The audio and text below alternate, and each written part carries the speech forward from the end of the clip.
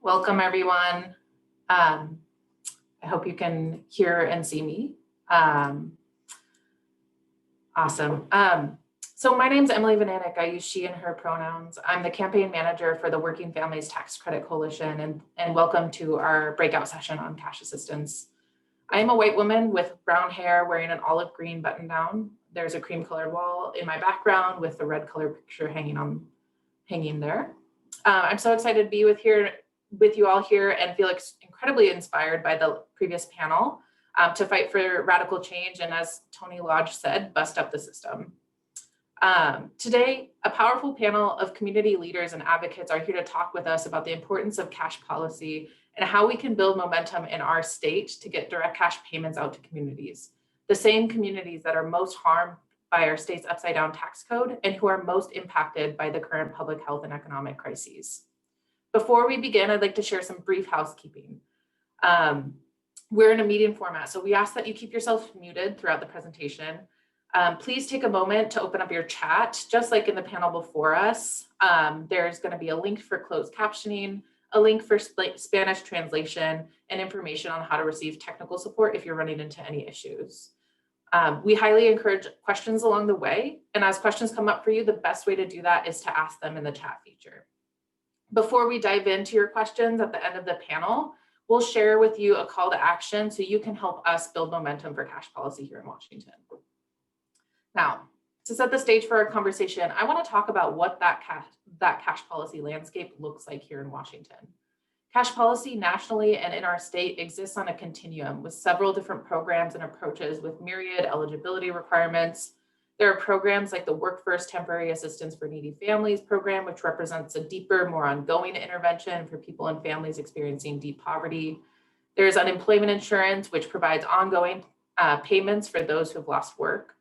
And just over the past few months, advocates from across the state built incredible momentum and ultimately saw success in recently launching the Undocumented Worker Relief Fund, a fund that supports undocumented workers with a one-time direct cash payment who were excluded from all of the federal coronavirus relief packages.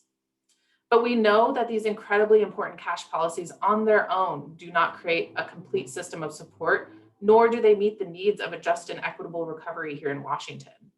These policies work together in concert with one another to build a system of support. And it's not a situation of one or the other, it is a both and. Hundreds of thousands across our state are facing financial instability and increased hardship. Undocumented workers continue to be excluded from cash assistance on a national level, and deep changes within our state are also necessary to support those workers. We know that without action now to prioritize racially equitable investments, the racial wealth gap will only continue to widen. The fight to provide flexible direct cash assistance to communities is very much alive as we head into a historic 2021 legislative session, a session where critical decisions for our state's recovery will ultimately be made. Advocates are calling for important changes to our state's cash policies, including reinvesting in and strengthening TANF, which I mentioned earlier, and a much needed and necessary expansion to unemployment insurance, which would ensure undocumented workers are eligible for the program. Today, we will focus in on one cash policy that is up for consideration in 2021, a proposal for a cash rebate known as a simplified working families tax credit or recovery rebate. The coalition of 30 plus organizations from across Washington that I get the honor of working with are working incredibly hard to enact and fund this annual cash rebate, which would provide flexible direct cash payment to low and moderate income earners in Washington. Washington has actually had a working families tax credit on the books since 2008. And for over 12 years, that important cash policy has laid unfunded. It is a targeted, equitable tool with demonstrated public health benefits and is a way for our state to get cash out to hundreds of thousands of Washingtonians. In 2021, our coalition of advocates will be pushing for a simplified version of this credit. This new approach would include a flat payment starting at $500 and additional amounts for children in the home. Importantly, our coalition of advocates are deeply committed to expanding the eligibility of this tax credit to include those who file with the Individual Taxpayer Identification Number, or ITIN. These filers include many undocumented workers, survivors of domestic violence, and some student visa holders who are filing and paying federal taxes, but excluded from nearly all tax benefits. We know that each of the cash policies that I've talked about, including the simplified working families tax credit and recovery rebate, are critical in weaving that stronger public support system for Washingtonians. We also know that we need everyone in this fight in order to create the change that we want to see. Even this week, as we are facing increasing cases of COVID-19 and statewide restrictions, we have to be thinking about and pushing forward policies that support affected communities. As Congresswoman Jayapal said earlier, we must put forward and pass recovery packages that meet the magnitude of the crisis we're in. We absolutely have the opportunity to reject the disinvestment approach of the past, because when we invest in communities and address the inequities of our systems head on, that is when we can begin to start envision a future that truly works for everyone. With that, I want to go ahead and stop talking because I'm really excited to hear from our panel today. Today, you'll hear from 3 leaders in Washington to share their perspective, expertise, and experience on the importance of cash policy. First, longtime legislative champion for direct cash assistance and champion in the Senate for the 2021 Simplified Working Families Tax Credit and Recovery Rebate, Senator Joe Nguyen. Next, we'll hear from Chevon Powell, founder and small business owner of Golden Brick Events, representing our partners at Ventures. Finally, we'll hear from Maya Manus, a passionate advocate for economic justice and civic engagement coordinator for the Urban League of Metropolitan Seattle. And without further ado, I'm going to go ahead and turn it over to Senator Nguyen.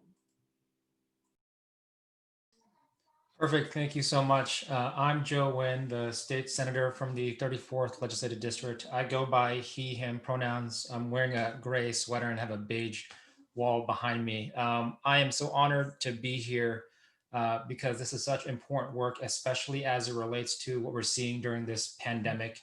And I've been trying to champion in this space because of personal reasons. In fact, I grew up very poor. My family relied on TANF, and we realized that the need is great out there. And if we're able to make investments within our communities, we can achieve great things. So Emily, I'm not sure if you want to go through the whole thing right now. If there's questions, happy to do both.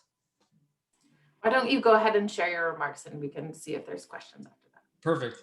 Yeah, so in my role as a legislator, really one of the reasons why I wanted to go and serve in the first place was to make sure that we had voices that were represented in the halls of the Senate. Previously, oftentimes you'll find that folks are generally wealthy or retired. So having a person with a lived experience that had to rely on cash assistance growing up, who was raised by a single mother with multiple kids, oftentimes is not heard there. And what's interesting is just seeing the very short time that we've been there, we've been able to get more funding for basic needs programs like TANF because of the voices that are there now. And that's why I think it's so important for us all to be engaged. And I think the reason why the Working Families Tax Credit is such an important issue is that it's efficient, it's effective, and it gets money into the hands of the people who need it the most as well. What's interesting is that participatory grant making is kind of an idea that's been taking hold recently as well. And this is kind of similar in the idea that we should let the people decide for themselves how to best take care of their family. So I'm excited that this idea is now becoming much more prevalent because I think it's absolutely the right thing to do. What's interesting, after the elections these past couple of weeks, John Kasich, who's a Republican, came on the TV to vilify progressives. First off, I thought that was wrong, but he immediately pivoted and said, we should focus on things like augmenting the working families tax credit as an issue that is moderate, that's bipartisan. And I just was like, how did you just vilify progressives, but at the same time, talk about the need to expand working families tax credit? So for me, it's a bipartisan thing. And it's incumbent upon us to push this narrative in Washington state as well. And specifically as it relates to the communities that I care about, whether it's Black, Indigenous, or people of color, you know, the worry that I have is if we don't do something like this, some of our communities could literally disappear, whether it's through gentrification. We know that the cycle of poverty is deep and systemic, and having people be able to get out of that is a tremendous need that we have in Washington state. I represent White Center, which is where I was born. And I see the impacts of that happening very clearly on a daily basis. And kind of one of the ways that I believe that advocates can really help in this space is really telling your stories. I think people need to understand how important this is for families. People need to understand that this is transformative for a lot of people, because candidly, a lot of the people who are there, they see a direct cash assistance of $500 and they may scoff at it saying that's not enough. But for a family that needs to pay for rent, that needs diapers, that needs to fix something on their car to be able to get to work, this can literally change their lives. And we've seen that time and time again. And even right now, obviously, with the second lockdown that we have under the governor's orders, having a couple $100s right now, if we had this in place, would be transformative. It could hold people over for the next 4 weeks. So clearly to me, there's a great need. And kind of my parting words, I think, for everybody here is that you as advocates, you as stakeholders in this space, you are more powerful than I think you realize, because at least for me, I'm relatively new to politics. I've only been elected for the past couple of years. And I started as an advocate. I was nervous talking to my legislators, and now I'm a senator, right? Like, I was nervous the first time I was a senator being able to craft legislation, and now I'm helping craft the budget for Washington State. And even going back further, I remember being a young kid going to the grocery store with my mom and being nervous about having enough money to actually pay for the grocery bill. And now I get to help get more funding for families like mine growing up. So your stories are important. The advocacy that you're doing is so important, because there's not enough people out there who understand the lived experiences that we feel and we face today. And I believe we're on the precipice of something great in our state, because we now have elected the most diverse legislature in the history of Washington State. Those with the backgrounds and lived experiences that I'm talking about, those who I believe will champion these issues as well. And we can push forward to make sure that something like the working tax credit is implemented in an equitable way, using progressive revenue to help fund it. So I'm just honored to be here, part of the effort. I'm hoping that this is the year we make it work.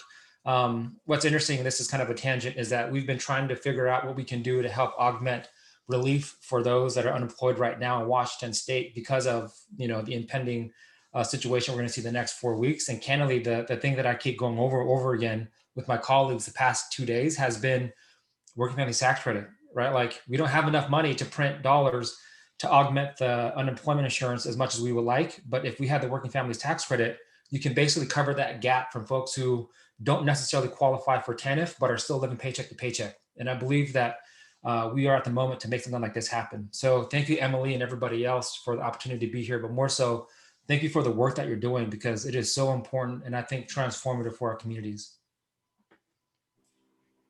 Thank you so much, Senator Nguyen, for those words, and for sharing your personal experience. I want to turn it now to Chevon Powell. Really excited to hear you speak, and I'm just going to turn it over to you. Awesome. Hi, everyone. My name is Chevon Powell, she, her pronouns. I am a Black woman with a bandana, headscarf, bright lipstick, living in my living room with a Juneteenth flag behind me. I appreciate you all inviting me here today. I am the founder of Golden Bricks Events, an event company creating special events and festivals geared toward people of color in the outdoors, addressing diversity, equity, and inclusion.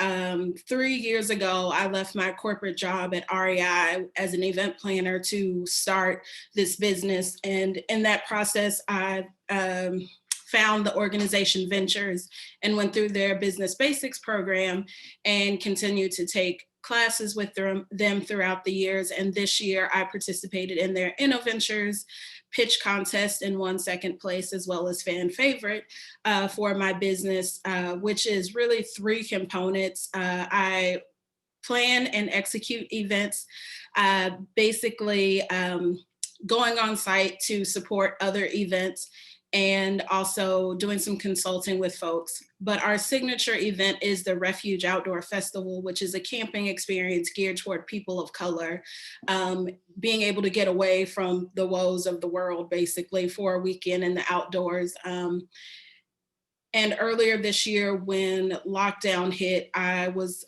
able to get a cash assistance grant from Ventures. And this was super impactful for me, because I remember it like it's yesterday, March 6th, I was on my way to St. Thomas for an event that I was working. I got to Atlanta, they said, don't get on your next flight, we're flying you home. places are going into lockdown. And since that day, that stream of revenue was 40% of my business. My other part of my business is doing outdoor events. We went into a statewide lockdown. So basically all of my revenue streams, because I'm an event planner, I'm in events, and because of COVID, look like they've dried up overnight. And honestly, when I was able to get the $500, I was like, sweet, that covers like half my rent for the next month. And that seems like just a little thing, but it was like, I let go of stress of how that was going to get paid, and was able to just like try to refocus and move through the stress of this whole situation. I think that the impact of the dollars for small business folks like me is really crucial during this time, but also as you know, a new business owner, 3 years is still fairly new. Just being able to keep the lights on sometimes is a struggle. And so accessing things like this program and the tax credit would go a long way. I'm looking over because I did write myself some notes. And I think that when people are provided access to resources, it can literally change our lives. Communities, it not only impacts the individual, it impacts the communities, and we can go from starving to thriving.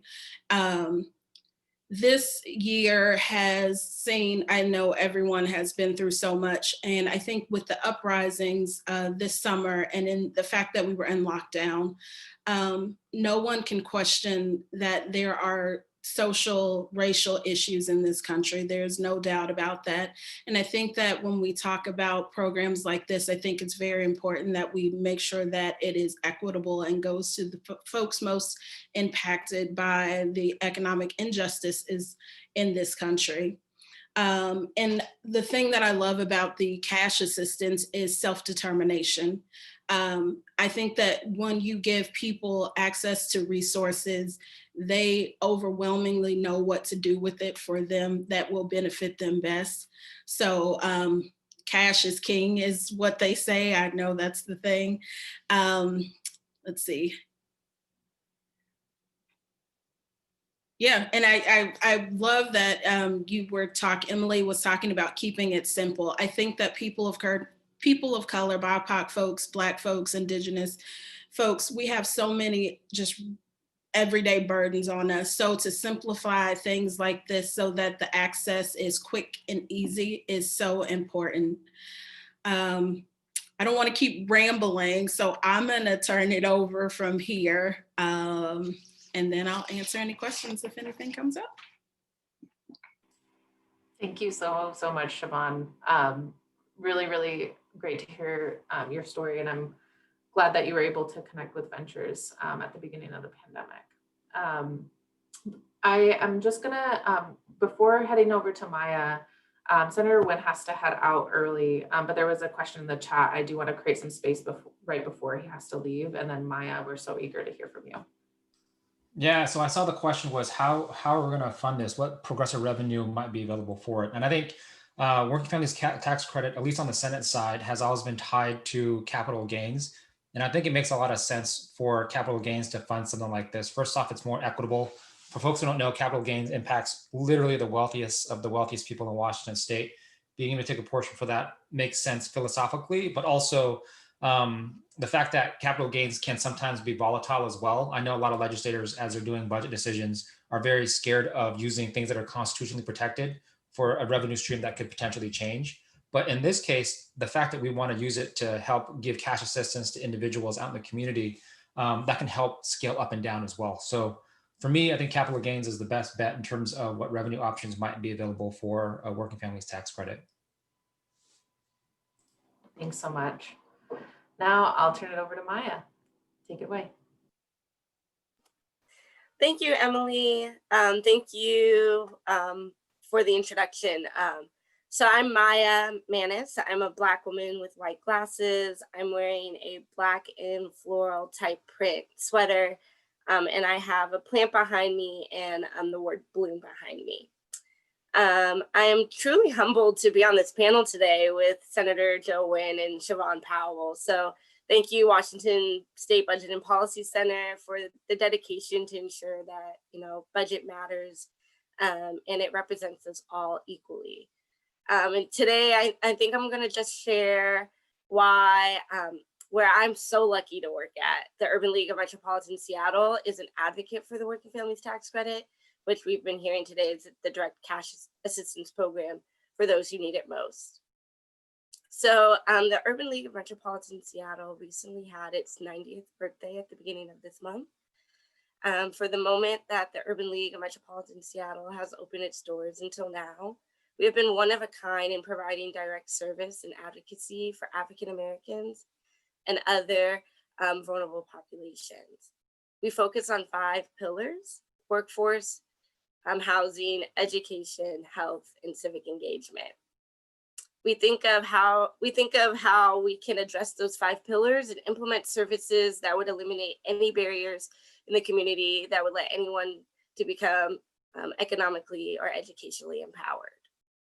So with the work at the Urban League of Metropolitan Seattle, we've been able to see firsthand the many statistics of unemployment, houselessness, evictions, foreclosures, the many data points that we're seeing now, but we've been able to see them by name. They're the participants in our programs.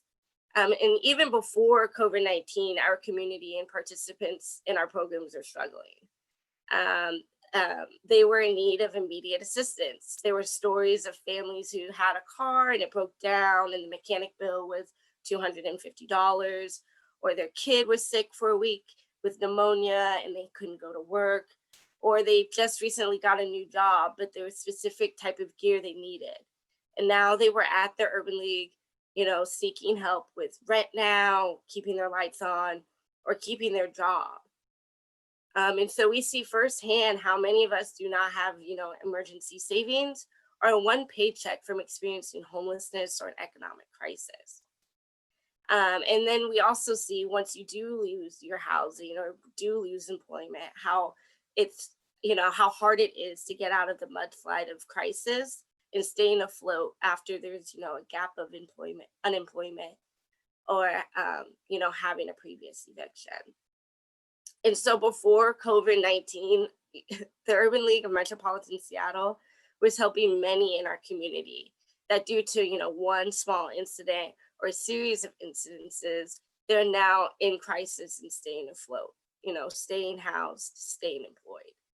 And now with COVID-19, the issues of distress and crisis have exacerbated. There's an increased need for people seeking services and seeking services for the first time. There are now new needs. There's the increased need of food and grocery assistance now that students and youth are at home and families relied on schools for food. There's the increased issue of social distancing with COVID-19 and our elderly still needing assistance, and many of our families are doubled up. There's this new need of internet and how, students can go to school, but also adults can go to work. There's small business owners who are wondering what their next step are, how to make sure that they can stay open safely. And then there's also the landlord who use the rental income of their property as a way to pay their mortgage and don't know what will happen with their livelihood or their tenants. And so with this new crisis, this made the Urban League of Metropolitan Seattle have to do a 180 in a week to help them meet the new needs of this community. I think we all can remember the day where, life changed with COVID-19. I heard March 6th from Chevon Powell. I heard March 12th earlier. And I think at the Urban League, we all remember around March 14th, where we really had to figure out how to address the new needs, but also the old ones as well. So we started a grocery assistance program in March until the end of the year, and we fed over 500 families. We opened a youth shelter to help those 18 to 24 experiencing homelessness have a safe place to sleep each night. We expanded our Safe Lot program for those sleeping in their car, have a safe place. We handed out over thousands of masks and hand sanitizer and other PPE. We provide grants for local businesses who are stuck in a crossroads. And finally, we're helping pay people's rent at an unprecedented amount. So during COVID-19, we never closed our doors, and we continue to serve our community as we brace this pandemic. And so at the Urban League, we see how African Americans and other vulnerable populations are in need of assistance. They need direct cash, like the Working Families Tax Credit.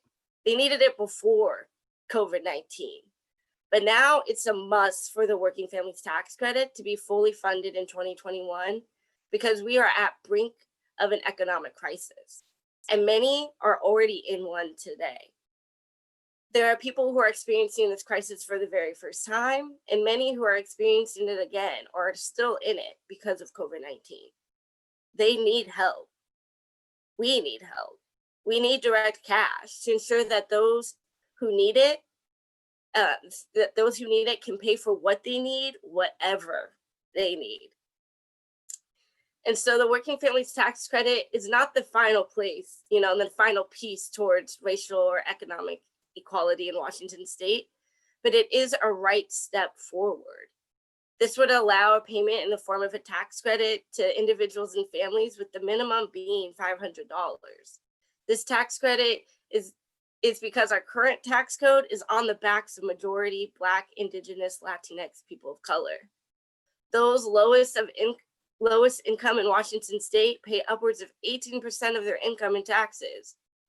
And that makes Washington one of the most regressive tax codes in the nation. The median income for Black households in Washington state is $73,000. That is compared to $108,000 for white households. This income disparity is only going to get worse. The Working Families Tax Credit would refund taxes from those lowest of income to allow the chance to make our tax structure a little bit more equitable. And with the implementation of the Working Families Tax Credit, it would allow the Urban League of Metropolitan Seattle to have empowering conversations with the participants in our program. This is a resource that we can turn to in our credit and budgeting workshops as a tool to start emergency savings, build, repair their credit, or invest in themselves. Those in crisis need a sense of relief, and the Working Families Tax Credit is the beginning sigh of that relief. We need to make sure that everyone in Washington state is thriving, not surviving. That is why the Urban League of Metropolitan Seattle is an advocate for the Working Families Tax Credit. For more information on the Urban League and the amazing work that we're doing throughout the King County area, you can check out our website and our social media, which I'm pretty sure they put in the chat. But our website is urbanleague.org, and our social media handles are @CUrbanLeague. Thank you so much, Emily, and the Washington Budget and Policy Center. I'm going to turn it over back to you, Emily. Awesome. Thank you so much, Maya, for those powerful words. I'm so excited to head into the Q&A. But before that, I first want to say, it's so clear the way that communities and organizations have come together to fill in the gaps. And we know that here in Washington, there is a key role that our state can play in finally addressing our upside down tax code and getting cash assistance out to people who are most impacted. Before we head into the Q&A, I do want to share with you a way that you can help us in this advocacy effort. Just for some context, coming up in December, Governor Inslee will be releasing a governor's budget. Essentially, this is a proposed vision for moving forward. And especially in the context of COVID-19, it's a way for that he sees we can move forward in a just recovery. One of the ways that we can influence that budget is by letting Governor Inslee know exactly how important this kind of cash rebate is for communities. We are in this moment of influence to include a simplified Working Families Tax Credit in the governor's budget. And what I want to turn your attention to now is in the chat, you're going to find a link to a quick and direct action to the governor himself. This is shout out to our partners at the Statewide Poverty Action Network who put this link together. There's already been over 300 actions that have gone out, 300 messages that have gone out to the governor. By emailing him the importance of direct cash assistance, we have a chance of setting that watermark very high for our elected officials. Elected officials turn to this governor's budget in order to say, what should we be prioritizing this session? To include something like the simplified working families tax credit in that budget would be a huge advocacy win for us and set us on a road to success. Another call to action that I want to make really briefly is that we really, really encourage folks to participate in our coalition efforts. We need as I said before, and has been reiterated throughout all of the panelists, is that we need everyone in this fight together to uplift stories, to share impact. And so in the chat, you will also find my email address coming through, hopefully from the tech support, great.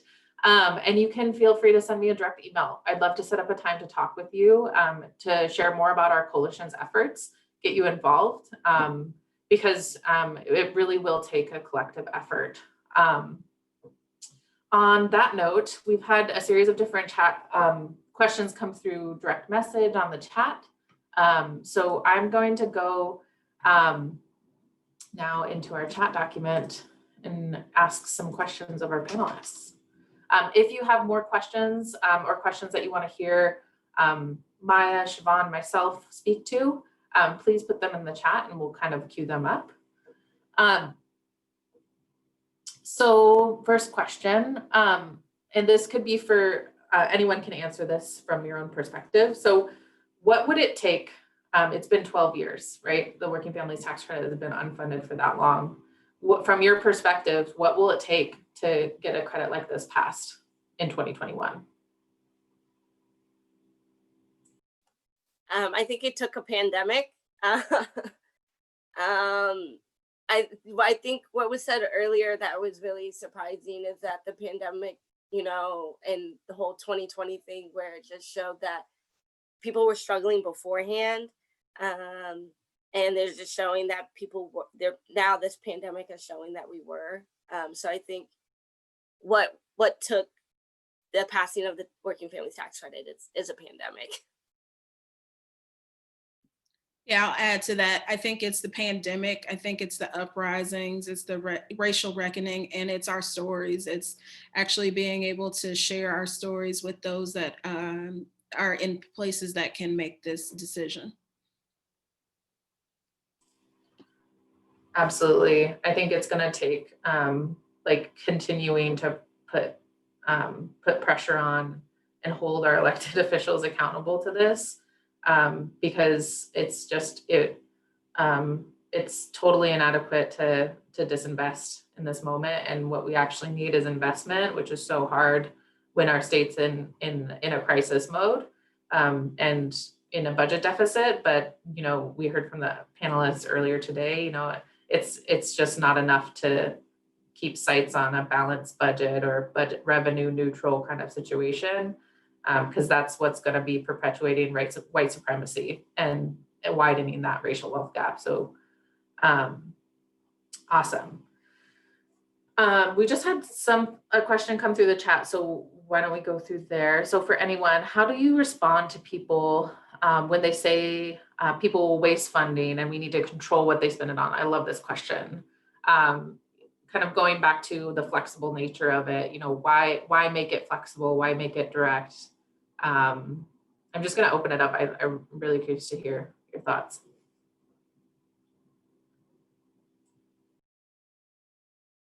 I'll go. I just think that self-determination for communities is so important.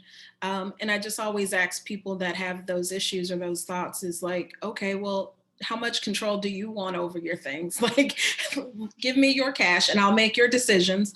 And then if you're okay with that, then you can be okay with this other part. But until you're okay with giving me all your cash and letting me make those decisions for you, then I think you should like back off this myth. I would say I don't think that they've ever really been in full crisis mode then, because from the families that that I've worked with at the Urban League of Metropolitan Seattle, when they're in crisis, they're going to make sure that they spend every dollar for what they need. And so I think for those who think, oh, well, I think that they're only going to spend it on luxury things, that's because if they got extra $500, they probably would. But I know if a family who, you know, and it might be something where they might see it as a luxury, but the family actually needs it. For example, like a new car, where a new car could be more, you know, eco-friendly or fuel efficient, so they spend less on gas.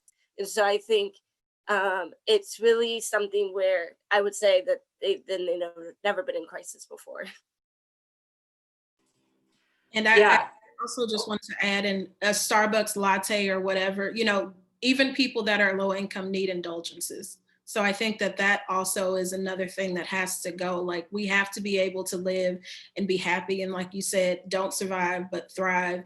And thriving is also like being able to do those extra things, even when you are in crisis, because your mental health is going to be impacted by this.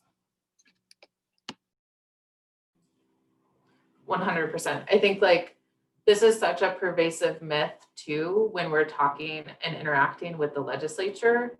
And some of the first questions that we get when we're interacting with even some lawmakers is, you know, well, what kind of stipulations are we going to put on this? What kind of restrictions? How are we going to make sure that this money is spent in a good way? And like, they're the ones to judge. And so I really think that self-determination is so important. And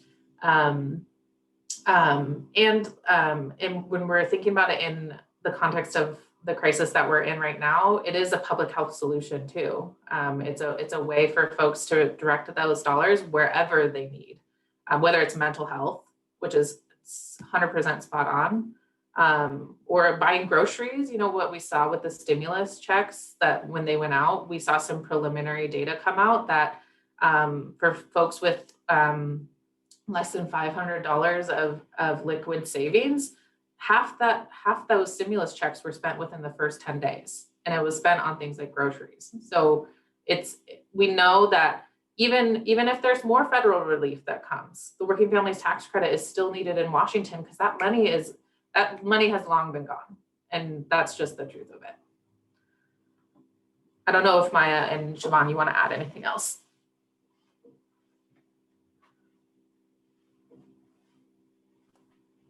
No, I completely agree with the self-care and making sure that they care for themselves, you know, and it is what they need. You know, there's so many times when Urban League wants to help somebody, but it's not in our grant requirements to help them. So it would be something that they could use that $500 to what they need. So it's just really important.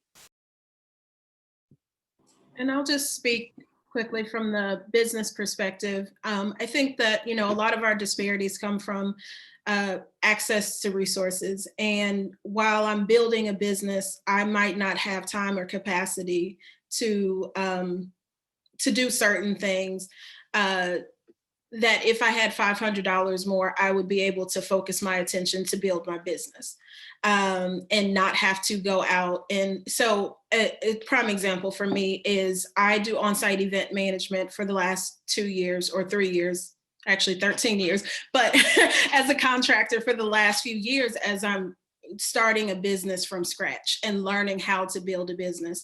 So I use my contract labor, my contract work to sustain me. And when that went away, I was able to focus completely on my business. And next year, I don't have to go look for that 40% because I was able to focus my time on my the core of my business this year, that I don't have to go back to find that 40% in the way that I use my labor to do that. And now my business has tripled this year in revenue versus me having to like lease out myself to do this work in the past. And so when I had that $500 or I got that stimulus check, those went to groceries, those went to my rent and things like that. So I think for a small business folks, especially during this time, this sort of access is really crucial to help us focus on what we want to build, because the revenue, and honest, is not completely there yet again, and it won't be for a little while. So things like this go a long, long way. Thanks so much, Chevon. There was a question that came in for you too from the business perspective, and since you were just talking about that, I'll go to that question. I think it was Gina in the chat who said, I have heard from immigrant small business owners that they haven't been able to access assistance during this pandemic because they don't have employees. Have you experienced this? And if you can speak to that. Unmute myself. I do that every time. Yes, because I am a sole proprietor, I have not been able to access some of the grants and some of the other funding because they want you to have, multiple employees and things like that. But I've seen a number of good programs more recently. I think I categorize this pandemic. You had Tiger King era, right at the beginning when that was the height. Then you had the start of the uprisings when George Floyd was killed, and then we have this second wave now. And I think it was up until after George Floyd's murder, the access for people, BIPOC and immigrant, it was slim to none. The access to the resources. So that's why that cash grant was so important, because it was the first funding that I was able to get. And then any other funding that I was able to get was post George Floyd, when people were like, oh, we've been ignoring the BIPOC and immigrant and other folks that haven't been able to access grants or cash or anything for the last 3 months. So yeah, I totally, yeah. 3 months in, I had only gotten the one cash assistance grant. Thanks so much for sharing that, Chevon. There was a question for everyone, which is, I might have lost the question. Is there, Margaret answered a question in the chat around tax on corporations to expand funding for the Working Families Tax Credit, and just want to uplift her response on that, which is that that there are so many different revenue proposals heading into 2021, lots of different ways to fund things, and very important things like the Working Families Tax Credit. And I think what we're finding is that there's a wealth of options, just like there's a wealth of wealth in our state to pay for the things that we need to enact. It is not a question of whether we can do it. It's that we should be doing it, and we do have the wealth, and how do we tap into that? And then one question before I go on to a question for all the panelists is whether the credit is flat or scaled. So the coalition is taking, I work with a coalition of advocates that Maya's on, and Maya, maybe you can speak to this too, of kind of like our more simplified approach, but and we're kind of leveraging the framework of a very powerful federal tax credit known as the Earned Income Tax Credit. For the past 12 years, we've been functioning kind of on a percent match of that credit. In order to make the credit more simple and simplified, and for both administration and to get those dollars out quickly, we're going with a flat amount that phases out over time. So for example, the federal tax credit phases in. So that actually means people at the lowest incomes actually get very little credit. So we're actually removing that so that people start with a flat amount. So these kinds of flat amounts, we're pushing for a $500 minimum with additional amounts for kids in the home to account for family size. And this would be for folks who are EITC eligible or Earned Income Tax Credit eligible. or would have been if not for filing with an ITIN, individual taxpayer identification number. So that's often folks who are undocumented workers. There's also survivors of domestic violence who are seeking to avoid further financial abuse. And then there's also requirements for folks when they're student visa holders. Maya, do you want to speak at all to your perspective on the coalition and kind of the ways that we've changed our approach? Yeah. With the coalition, I think, and I said this before at a coalition meeting, that I think we're at a very different position now than we were a year ago, where we're like, what is the minimum we can ask for? And now with the conversation with the stimulus check, it is now imperative that direct cash assistance is needed and that it works. And so that's when we really then was like, what could we really actually honestly ask for to make it actually helpful and useful for families, which at any dollar amount is, but something that's actually useful in their hands. And then also something where it could be, sustainable and maybe, increase over time. And so that's when we basically was like, because in the beginning it was $350 minimum. And then with, the stimulus check and everything like that, that's when we're like, why don't we make it 500? Thanks, Maya. So another question that we have is, so many organizations, we talked about ventures kind of stepping up to give cash grants to small business owners. We've seen in King County, we've also seen folks at the Plate Fund who have given $500 grants to individuals who work in the restaurant industry who were deeply affected by the pandemic. So we're, and the Urban League of Metropolitan Seattle kind of working directly with communities to make sure they have the support that they need. And so we're seeing all this community mobilization to fill in these gaps. So why, I guess this seems like a no-brainer question, but why take it to the state level? What are the implications of enacting something statewide, like a tax credit like this? Why is that so important?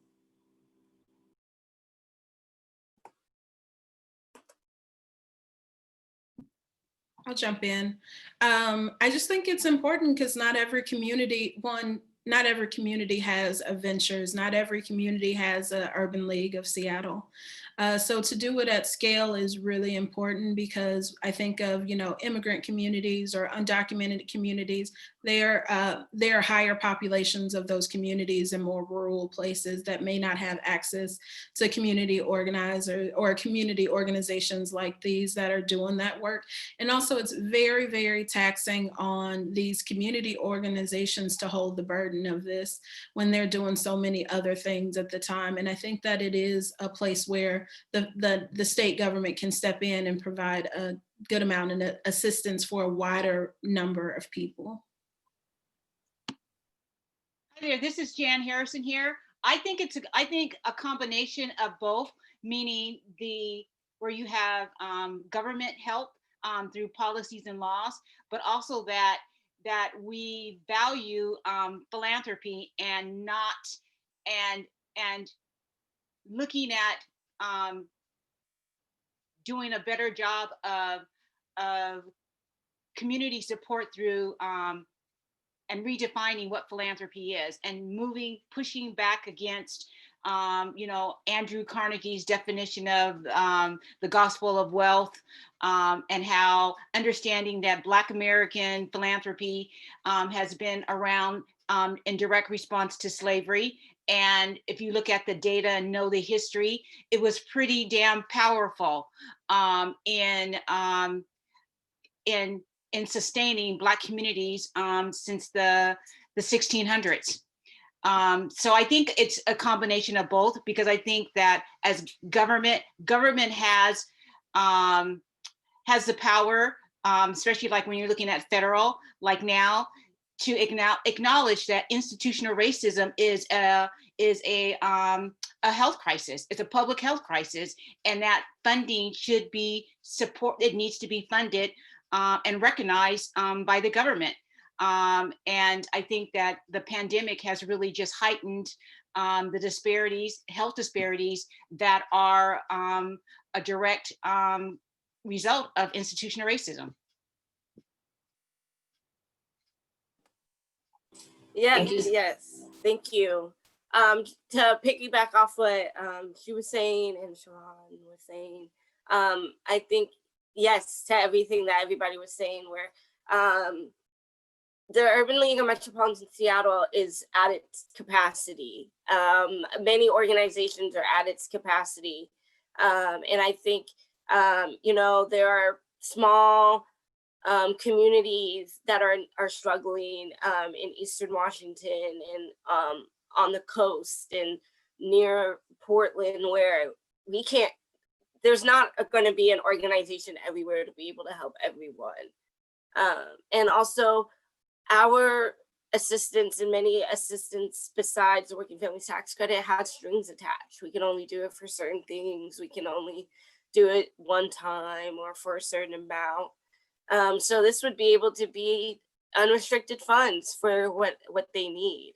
And then also this would be able to change the conversation in terms of, you know, economic empowerment. So this would help for the Urban League, like I said earlier, be able to have those conversations on investing in yourself, starting an emergency savings. And so it would be something where we can build off of and use as a tool to help with economic empowerment. Extremely well said. I think that that point has come up with a lot of different coalition members around the strain that is on organizations in this moment in terms of, you know, organizations are truly stepping up to try and support communities and feeling that strain. And so we're running 12:05 is when we're planning on breaking, and I'll give you instructions momentarily. But Chevon and Maya, I'm just curious if there's any words that you want to leave with things that you would want folks in this room to know as we head out and try to fight for these really important tax credits. What do you want folks to know?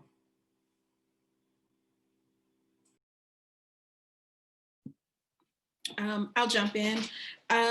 One, I wanted to give a big shout out to Ventures. If you're not familiar with them, Ventures is an amazing nonprofit here in Seattle that has been so impactful for me in the last 3 years. And this year in particular, and just helping pivot in my business and actually help keep my lights on, basically. So the thing I would say for folks that are doing this work and moving it forward, take your community with you. Don't leave us behind. Like we need to be at the table too. I'm a big proponent of, I don't like sitting at the old table. I like creating new tables for real access and real community. So take us with you and let us support in making those new tables. Let's do it together when we're talking about this and moving forward. My final thoughts would be that it's going to take all of us in this room, and we're going to need to be able to tell 5 people that cash matters, because it's going to affect all of us in our room in the work that we do, whether it be education, whether it be healthcare, whether it be the policy work or nonprofits. This cash assistance program is going to change the conversations for all of us and benefit all of our sectors. So I would say that make sure you tell at least 5 friends that are in Washington State that, you know, cash assistance matters, and you know, share the link to let Governor Inslee know to do the same. Awesome. I think those are such powerful words to end on. There's so many resources in the chat, so I know you all have been following around that. I do have some final words. So thank you, Chevon, thank you, Maya, thank you, Senator Nguyen, for taking the time and sharing all of your expertise and experience with this group. Really appreciate it. I want to say really quickly that the link in the chat to let Governor Inslee know to include the working families tax credit in his budget, that is not limited to this room. So just like Maya said, if you can share that out far and wide, if you can even take 3 minutes of your time to send to your network, that will help us in this effort. So thank you for that. We're going to switch gears right now to go directly back to the air meet. So in the chat, you're going to see from Tech Help, they just put it there. Just go ahead and click that link. That'll take you directly back to the air meet for the final remarks. We're not going to be taking a break. So jump over there as soon as possible and we'll get settled. I look forward to seeing you on the other side. Again, reach out to me if you want to be a part of this coalition effort. And we really, really appreciate your time and energy today.